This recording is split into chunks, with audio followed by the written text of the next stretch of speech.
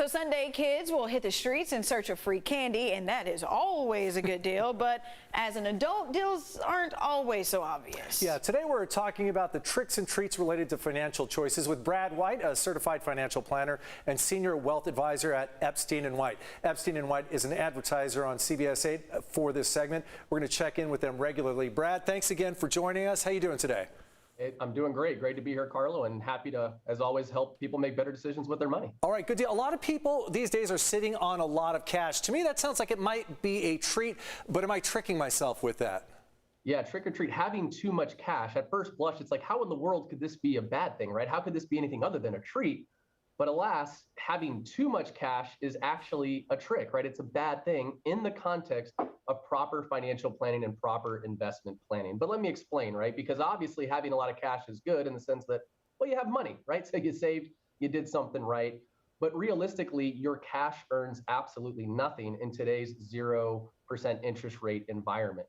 So realistically, I get a lot of people, Carlo, that are sitting on cash. And one of the big reasons why I hear is just that it feels good, right? Markets are high, or I don't want to put my money here. And it just feels comforting to see this money in the bank.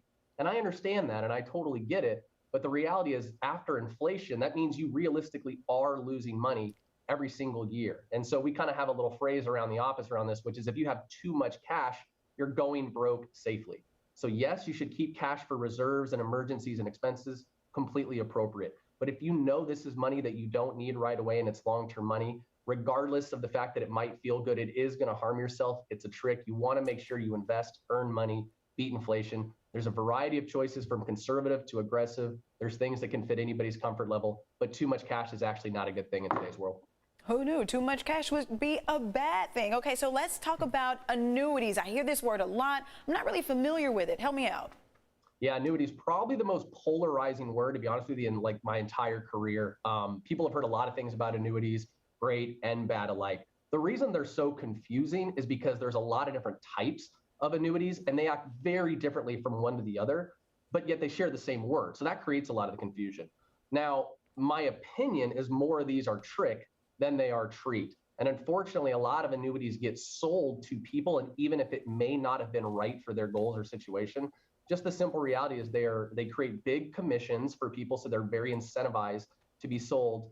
And because they have penalties to pull your money out early, it's one of those things where if you kind of found out after the fact that wasn't a perfect investment for you, it's one of those things that's hard to get out. So it's just something you really got to be careful with as far as putting your money into it, because it's a little less simple to kind of get it out. But I do want to say that, let me just explain the different types. Variable annuities, quickly, typically where the red flags are, these are very high in fees, typically, and the fees are hidden, so it kind of ends up being an expensive version of a portfolio, so be much more careful in that world.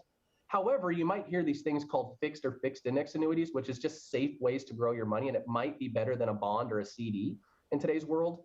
Finally, there's income annuities, which is kind of like buying yourself a pension. If your goals aren't to have reliable income in retirement, don't buy one of these. That would be a terrible idea. But if your goals are to have safe, consistent, reliable income and you don't have a pension, sometimes these can work out for people. So they technically can be both a trick or a treat. Just be a little more careful in that world. Brad, we've got about a minute left. A lot of people in San Diego, we're riding that rocket ship of real estate. Home values exploding. What about pulling money out of your house, using that equity for cash? Is that a treat that people should take advantage of? For the most part, yes. Yeah, there's a couple things that make this a treat. You just hit on one of them, which is for those of us in Southern California, luckily, right, huge amounts of equity. So we're sitting on tons of equity, and maybe we're not using it that productively. But the other phenomena is, again, low interest rates. So it's very cheap to pull this equity out of my house and very tax efficient to do so.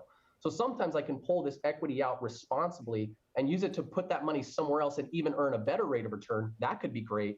Or sometimes it's just a big remodel project or something else. This is much smarter money to use than certainly pulling money out of retirement accounts or something like that.